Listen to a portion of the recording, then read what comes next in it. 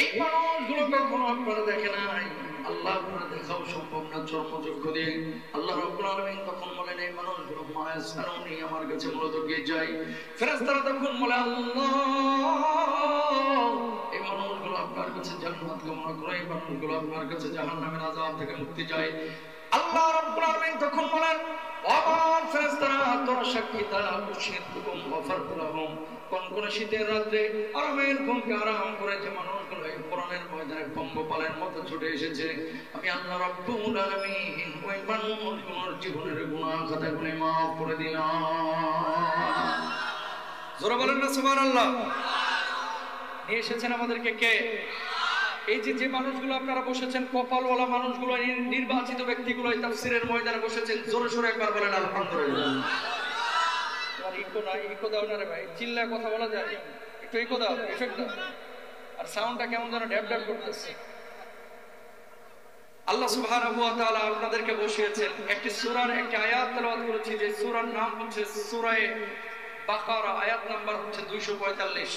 একটু মনে রাখেন আয়াত নাম্বার কত বললাম? কি বলেছেন আল্লাহ তাআলা? দুনিয়ার জিন্দেগিতে এমন কোন মানুষ নাই যে মানুষটা জীবনে কোনোদিন বিপদ আপদের মুখোমুখি হয় নাই। আপনাদের এখানে কেউ যদি হাত তুলে বলে যে হুজুর আমার জীবনে কোনো বিপদ নাই, জানতে হবে এটা আবু জাহেলের খালাতো ভাই। মুমিন যদি দাবি করেন বিপদে আপনারা পড়তেই হবে।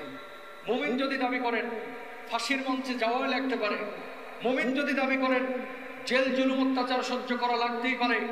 মুমিন যদি দাবি করেন 5ই আগস্টের মতো পরিস্থিতি তৈরি হয়ে হাজার হাজার যুবককে বুলেটের সামনে বুক পেতে দেওয়া লাগতেই পারে। ঠিক কিনা মুসলমান? আজকে যে যুবকরা আপনারা বসেছেন, মুরব্বীদের সংখ্যাও যেমন বেশি, যুবকদের সংখ্যা কম না। এই যুবকদের মাধ্যমে আমরা আগামীর বাংলার সম্ভাবনা দেখি। ঠিক কিনা ভাইরা? এই যুবকদেরকে আপনারা বলতেন গেম খেলে, এই যুবক দিয়ে কিচ্ছু হবে না, এই যুবকরা দিয়ে সারাক্ষণ এই মেয়ে নিয়ে ঘুরে, এই যুবকরা মোবাইল নিয়ে ব্যস্ত থাকে, এই যুবকরা গান শুনে, এই যুবকরা ডিজে পার্টি করে, খালি হতাশার গল্প শুনিয়েছেন। সেই যুবকরা জেগেছিল 16 বছরের জগদ্দল পাথরকে বাংলার জমিন থেকে তাড়িয়ে দিল্লি পাঠিয়ে দিয়েছে। এই যুবকরা এবার থাকবে, এবার বাংলার জমিনে কালিমার পতাকা উঠবে। ঠিক ভাইরা আমার যে যুবকরা আজকে বসেছে, এই যুবকদেরকে আল্লাহ খালিদ বিন ওয়ালিদের মতো কবুল করুন। বলুন এই আয়াতে কারিমায় আল্লাহ আপনার কাছে 2টা জিনিস চেয়েছেন। জোরে বলেন কয়টা? আরো জোরে বলেন কয়টা? কি চেয়েছেন আল্লাহ তাআলা আপনার কাছে? বাপ মা কোনো জিনিস চাইলে আপনি দেন, আত্মীয় স্বজন কোনো জিনিস চাইলে আপনি দেন। বাপ মা যদি আপনার কাছে কোনো জিনিস চায়, আপনি বলেন হুজুর কি বলেন? জীবনটাও যদি বাপ মা চায়, বাপ মার জন্য জীবন দিতেও রাজি আছি। আল্লাহ আপনার কাছে 2টা জিনিস চেয়েছেন। কি চেয়েছেন একটু খেয়াল করেন। আল্লাহর দিবেন কি দিবেন না সিদ্ধান্ত আপনার আলোচনার পরে, আগে শুনেন কি চাচ্ছেন। রব্বুল আলামিন বলছেন মাদাল্লাযী ইউকরিদুল্লাহা কারদান হাসানান ফায়ুদাইফাহু লাহু আদআফান কাসীরা ওয়াল্লাহু ইয়াকবিদু ওয়া ইয়াবসুতু ওয়া ইলাইহি তুরজাউন।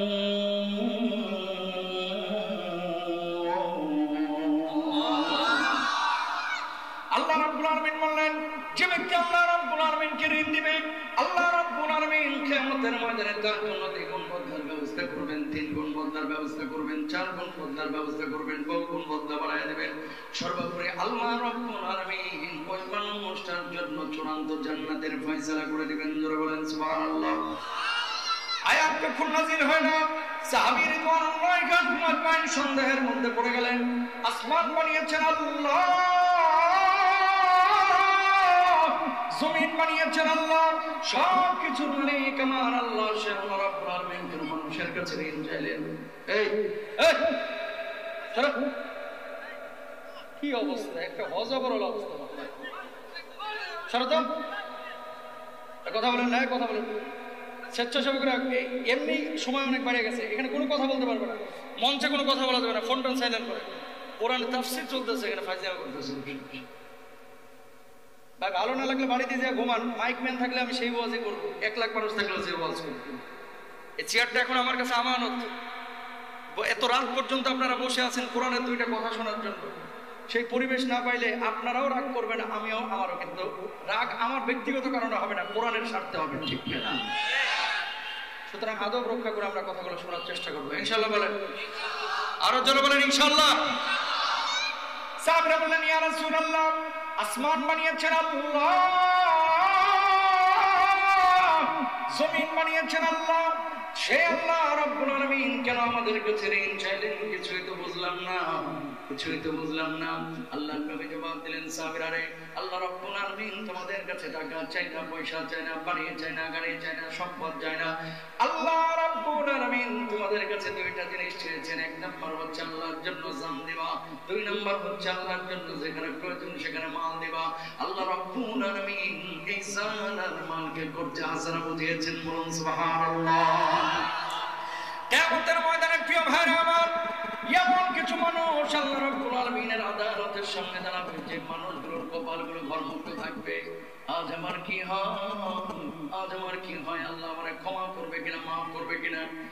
এমন মুহূর্তে আল্লাহ রাব্বুল আলামিন এই মানুষগুলোকে ডাক দিয়ে বলবে, গোলাম আয় আমার সামনে আয়।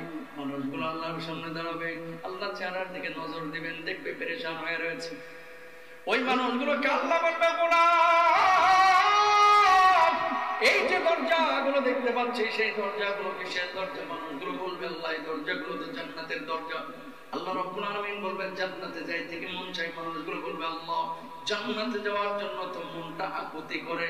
আল্লাহ রাব্বুল আলামিন বলবে, বান্দারে যা যা যা, জান্নাতের যেই দরজা দিয়ে খুশি সেই দরজা দিয়ে আল্লাহর জান্নাতে চলে যাব, সুবহানাল্লাহ। এবার মানুষগুলো জান্নাতে যাইতে চাইবে না, অবাক হয়ে যাবে আর বলবে, আল্লাহ দুনিয়ার জিন্দেগিতে কেমন কাজ করেছিলাম যার জন্য আজকে জান্নাতের ফয়সালা করলেন গো মাহবুব, কিছুই তো বুঝলাম না, কিছুই তো বুঝলাম না। আল্লাহ রাব্বুল আলামিন তখন বলবে, গোলাম আমার জন্য তুই খাবারের ব্যবস্থা করেছিলি, পানির ব্যবস্থা করেছিলি, আমি অসুস্থ ছিলাম আমার জন্য সেবার ব্যবস্থা করেছিলি, আমার জন্য গোরস্থান বানাইছিলি, মসজিদ বানাইছিলি, মাদ্রাসা বানাইছিলি, আমার জমিনে আমার দিন কায়েমের জন্য বুকের তাজা রক্ত ঢেলে দিয়েছিলি, ফাঁসির মঞ্চে পর্যন্ত গিয়েছিলি। আমি আল্লাহ রাব্বুল আলামিন সেগুলোর বদলা হিসাবে আজকে জান্নাত দিয়ে দিলাম, জোরে বলেন সুবহানাল্লাহ। এবার মানুষগুলো বলবে, আল্লাহ কোনদিন আপনারা দেখলাম না, কিভাবে আপনারা খাবার দিলাম, পানি দিলাম, কিছুই তো বললাম না। আল্লাহ রাব্বুল আলামিন তখন বলবে, গোলাম তোর বাড়ির পাশে যে অবস্থা, যে মানুষটা অসুস্থ ছিল তার যে সেবা করেছিস, পানি ছিল না তার জন্য পানির ব্যবস্থা করেছিস, খাবার ছিল না খাবারের ব্যবস্থা করেছিস, মসজিদ ছিল না মসজিদের ব্যবস্থা করেছিস, কবরস্থানের ব্যবস্থা করেছিস, আমার জমিনে আমার দিন কায়েমের জন্য বুকের রক্ত ঢেলে দিয়েছিস, সব কিছু আমি আল্লাহ রাব্বুল আলামিন কর্জা হাসানা হিসেবে গ্রহণ করে লিখে রেখেছিলাম, আর তার বদলা হিসাবে আমি আল্লাহ জান্নাতের ফয়সালা করে দিলাম। জোরে বলেন না সুবহানাল্লাহ। দরদের ভাইরা আমার, এই জামানায় টাকা দেওয়ার জন্য মানুষের অভাব নাই। মসজিদ বানাইতে হলে কোনদিন দেখবেন না আপনি টাকা দিলেও মসজিদ চলবে, না দিলেও চলবে, চার ধারায় হয়ে যায়, 2 তলা 3 তলা 5 তলা হয়ে যায়। মাহফিল টাকার জন্য আটকে থাকে না, কোন স্থান টাকার জন্য আটকে থাকে না। টাকা দেওয়ার মানুষের অভাব নাই, কিন্তু আল্লাহর জন্য জান দেওয়া, রক্ত দেওয়া মানুষের মুমিনের বড্ড অভাব, ঠিক কিনা? টাকার সামনের কাতারে নবীজি কি বলছেন, কিয়ামতের আগে এমন কিছু মসজিদ দেখবা তোমরা, যে মসজিদে মুসল্লির সংখ্যা বাড়বে কিন্তু ইমানদারের সংখ্যা কমবে। এই জামানা চলতেছে, সেই জামানা। জুমার নামাজে ছাদও ভরে যাচ্ছে, কপালে 6 ইঞ্চি কালো দাগ, সামনের কাতারে ইমামের পাশে নামাজ পড়ে, অথচ সুদের ডিলার নিয়ে বসে রয়েছে। সরি, আমি অন্য এলাকার কথা বলতেছি, আপনার এলাকায় একটাও সুদখোর নাই আছে? এলাকা তো আছে না নাই? নবীজি আরেকটা হাদিসে কি বলছে খেয়াল করেন, ইউসবিহুর রাজুলু মুমিনা ওয়া ইউমসি কাফিরা। সকালবেলায় থাকবে মুমিন, সন্ধ্যাবেলায় হয়ে যাবে কাফের, সন্ধ্যাবেলায় থাকবে মুমিন, সকালবেলায় হয়ে যাবে কাফের। এই জামানায় হাজার হাজার মুসল্লি মসজিদে আছে, আর ঈমান নাই, ও জানেও না, নিজেও জানে না। কথা বলেন ঠিক কিনা? বলবেন হুজুর এটা আবার কেমন কথা? টাকার ওযু ভঙ্গের কারণ কি ঈমানদাররা জানে, রোজা ভঙ্গের কারণ কি এটা মুসলমানরা জানে, কিন্তু যদি বলা হয় ঈমান ভেঙে যায় কি কারণে, এটা মুসলমানরা 95% মুসলমানই জানে না। এজন্য আপনাদের টাঙ্গাইলে কিছু লোক পাবেন, দেখবেন নামাজও পড়ে আবার যায় ওই মাজারের মধ্যে জটা বাবাদের সামনে সিজদা দিয়ে পড়ে থাকে। কথা বলেন না কেন? আছে না নাই? এবার আসেন, আয়াতটা যেদিন নাজিল হয়েছে পরবর্তী দিন আবু বকর রাদিয়াল্লাহু তাআলা গিয়েছে মদিনার বাজারে, কিনারায় দাঁড়ায় ইয়াহুদি ঠেস মেরে আবু বকরে বলতেছে, কি গো আবু বকর, তোমার নবী এতদিন বললো আল্লাহ আসমান জমিন সব বানাইছে, এটা আবার কেমন আল্লাহ? আল্লাহ দিয়ে মানুষের কাছে ঋণ চায়, তার মানে তোমার আল্লাহ একটা ফকির। নাউজুবিল্লাহ, জোরে বলবেন না? আমার আল্লাহ কি ফকির নেই? নরম মেজাজের আবু বকর গরম হয়েছে। দ্বিতীয়বার আবার বলছে তোমার আল্লাহ ফকির, আবু বকর আরেকটু গরম হয়েছে। তৃতীয়বার আবার বলছে তোমার আল্লাহ ফকির। এবার যাইবি কই, বাম হাত দিয়ে টুটি ধরে ডান হাত দিয়ে ঠাস করে আমাদের গালে থাপ্পড় বসায় দিছে আবু বকর। এবার ইহুদি গালের মধ্যে হাত দিয়া আল্লাহর নবী বিশ্ব নবী সাল্লাল্লাহু আলাইহি ওয়াসাল্লামের পানির দিকে দিলেন, দৌড় যাওয়ার পরে বললেন, ওগো মুহাম্মদ সাল্লাল্লাহু আলাইহি ওয়াসাল্লাম, কি শেখান আপনি সাহাবীদেরকে? কি শেখান? কই কি হয়েছে? আপনার সাহাবীরা তো ইহুদি ধরে ধরে মারে। কে মারছে? ধরে কে মারছে? আপনার আবু বকর মারছে। আল্লাহর নবী জবাব দিলেন, আমি বিশ্বাস করি না, আমি বিশ্বাস করি না আমার আবু বকর অন্যায় ভাবে কাউকে মারতে পারে না। কয়টা কেন আপনার আবু বকরের? আল্লাহর নবী আবার ডাক দিলেন, আবু বকর, কি শুনলাম তোমার ব্যাপারে, তুমি নাকি ইহুদিদের থাপ্পড় বসাইছো? আবু বকর জবাব দিলেন, ওগো নবী, যে জালেম এমন একটা অন্যায় করেছে যে অন্যায়ের কারণে তারা আমি মারতে বাধ্য হয়েছি। আল্লাহর নবী বললেন, আবু বকর কি অন্যায় করেছে একটু বলো বলো। কতদিন যায় আয়াতটা নাজিল হয়ে যায়, এত অপেক্ষা করে একবার না দুইবার না তিনবার আল্লাহর ফকির মিসকিন বলেছে, ওগো নবী, যে জন্য আমি তারে মারতে বাধ্য হয়েছি।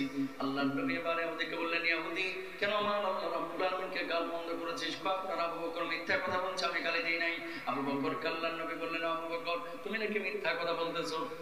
আবু বকর জবাব দিলেন, ওগো নবীজি, ঈমান আনার পর থেকে আবু বকরের জবান দিয়ে কোনোদিন মিথ্যা কথা বের হয় না। মেরাজের উপর আমি তো স্বীকৃতি দিয়েছিলাম সর্বপ্রথম, আপনি তো আমার সিদ্দিক উপাধি দিয়েছিলেন। গো নবীজি, আমি সত্য কথা বলছি, ইহুদি মিথ্যা কথা বলছে। নবীজি চিন্তার মধ্যে পড়ে গেলেন, যদি বিচার না করে গোটা মদিনায় ইহুদি ছড়ায় দিবে। মুহাম্মদ সাল্লাল্লাহু আলাইহি ওয়াসাল্লাম নিজ গোত্রের লোক দেখে বিচার করে নাই, ঠিক কিনা? আবু বকর, আল্লাহর নবী বললেন, আবু বকর, ও যে আল্লাহ রাব্বুল আলামিনকে গাল বন্ধ করেছে, কোনো সাক্ষী আছে নাকি? আবু বকর জবাব দিলেন, ওই জায়গায় কোনো সাক্ষী ছিল না, ছিলাম আমি আর ছিল ইহুদি। আল্লাহর নবী চিন্তা করলেন, বিচার না করলে তো মহাবিপদ, কারণ গোটা মদিনায় ছড়িয়ে দিবে। ও আবু বকর, কিচ্ছু মনে করো না, যেভাবে তুমি থাপ্পড় দিয়েছো সেইভাবে একটা থাপ্পড় দিয়ে দেখছো অদ্ভুত হয়ে যাক। নবীজি আবু বকর জবাব দিলেন, ইয়া রাসূলুল্লাহ, আল্লাহ রাব্বুল আলামিনকে গাল বন্ধ করেছে এজন্য তারা আমি থাপ্পড় বসাইছি, এটা যদি আমার অন্যায় হয়ে থাকে, ইহুদি আমার থাপ্পড় কেন? আমি আবু বকরের জীবনটা যদি নিয়ে চলে যাই, আল্লাহর কসম আবু বকরের কলিজার মধ্যে বিন্দু মাত্র কষ্ট থাকবে না। বলুন আল্লাহু আকবার। ডাকেন আপনারা ইহুদিরা আমার মারতে বলেন, কোনো সমস্যা নেই। নবীজি ইহুদিরে ডাক দিয়েছে, এদিকে আয়। সত্যি মারছে? কয় মারছে। যেভাবে আমার আবু বকর মারছে একটা থাপ্পড় বসায় দেয়, শোধবোধ হয়ে যাক। ইহুদি কেবল রেডি হচ্ছে, আজকে তোর একদিন কি আমার একদিন, সঙ্গে সঙ্গে আরশ আজিমে গ্রিন সিগন্যাল চলে গেছে। জোরে বলেন না সুবহানাল্লাহ। আরশ আজিমে আছে কে? আল্লাহ। আরো আসতে বলেন আল্লাহর নামটা। জোরে বলেন কে? আমি আল্লাহর নাম এমন ভাবে নেবেন যাতে করে সীমান্ত ভেদ করে ও পারেন দাদা বাবুদের জ্বালা পোড়া তৈরি হয়ে যায়। আল্লাহ তাআলা দেখেছেন আসমান থেকে জিবরিল আমিন ডাক দিয়েছে, ওই জিবরিল আমিন তাড়াতাড়ি এদিকে আয়। জিবরিল আমিন আল্লাহর কাছে এসে হাজির। আল্লাহ দেখোস কি, দৌড় দিয়ে আমার নবীর কাছে যা, দুনিয়ার জিন্দেগিতে যাওয়ার পরে বলবি আবু বকর যেভাবে আছে ওইভাবে থাকুক, ইহুদির হাত যেন আবু বকরের গাল স্পর্শ না করে, মেসাকার হয়ে যাবে কিন্তু। আর যাই বলবি আবু বকরের পক্ষে সাক্ষী দুনিয়ার কোনো মানুষের প্রয়োজন নাই, আমি আল্লাহ রাব্বুল আলামিন আর শাহজিন থেকে সাক্ষী হয়ে গেলাম। একজন মানুষের পক্ষে সাক্ষী দিচ্ছেন কে? সে মানুষটার আমলের পাল্লা ভারী না হালকা? জিবরিল আমিন আল্লাহর নবী বিশ্ব নবী সাল্লাল্লাহু আলাইহি ওয়াসাল্লামের কাছে দৌড় দিয়ে আসলেন। জিবরিল আমিন মুহূর্তের মধ্যে এসে হাজির। ইয়া রাসূলুল্লাহ